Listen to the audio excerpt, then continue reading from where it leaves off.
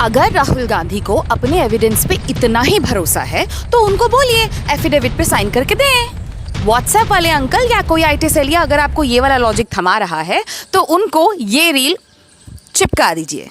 कल राहुल गांधी के press conference खत्म होने के तुरंत बाद इलेक्शन कमीशन ऑफ इंडिया ने उन्हें ये नोटिस थमाया और कहा कि भैया अगर इतने कॉन्फिडेंट हो तो रजिस्ट्रेशन ऑफ इलेक्टर्स रूल्स 1960 के point number 20 within brackets 3 within brackets b के अंतर्गत ये वाला ओथ साइन करके दो। But very unfortunately for the ECI देश के प्रधानमंत्री की डिग्री नहीं देख सकते तो क्या हुआ, देश तो पढ़े लिखों का है। तो हमने क्या किया, रूल्स निकाल लिए। These are the rules which the Election Commission of India is citing. सबसे पहली बात तो ये है कि it isn't really mandatory for the registration officer to ask for a signed oath because as you can see the rule clearly states that it is in the discretion of the registration officer. हाँ, ये हो सकता है क्योंकि चुनाव करवाना इतनी expensive process है, किसी भी एरे गहरे नट्टू खेरे के कंप्लेंट पर आप पूरी प्रक्रिया को रोक नहीं सकते हैं, आप पूरी प्रक्रिया में चेंज नहीं ला सकते, तो हो सकता है ये ओथ का प्रोविजन रखा गया हो। But Rahul Gandhi is not really an एरा गहरा नट्टू खेरा, right? He is the leader of our opposition. तो इस जगह पर आपकी डिस्क्रेशन का यूज आपने ऐसे क्यों किया?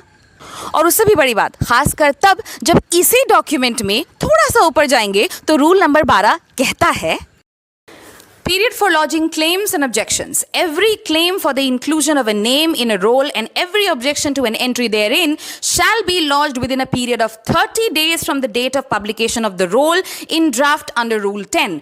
Provided that the Election Commission may, by notification in the official gazette, extend the period in respect of the constituency as a whole or in respect of any part thereof. Yani any complaint regarding the addition or deletion or anything about the electoral roll must be submitted within 30 days of the publication of the draft roll. इस 30 days के period को extend करने के लिए election commission of India को official gazette में notification देना पड़ेगा। तो चलिए मान लेते हैं राहुल गांधी एफिडेविट साइन कर भी देते हैं, तो क्या अब आप राहुल गांधी की कंप्लेंट को एंटरटेन कर पाएंगे? क्योंकि 30 दिन तो बीत चुके हैं और मुझे नहीं लगता आपने कोई ऑफिशियल गजेट में नोटिफिकेशन निकाला था एक्सटेंशन का। Because and here is the final cherry on the top, rule number 17 of the same registration of electors rules 1960 states any claim or objection which is not lodged within the period or in the form and manner herein specified shall be rejected by the registration officer. मतलब समयावधि पूर्ण हो जाने की वजह से यह complaint अपने आप खारिज हो चुकी है।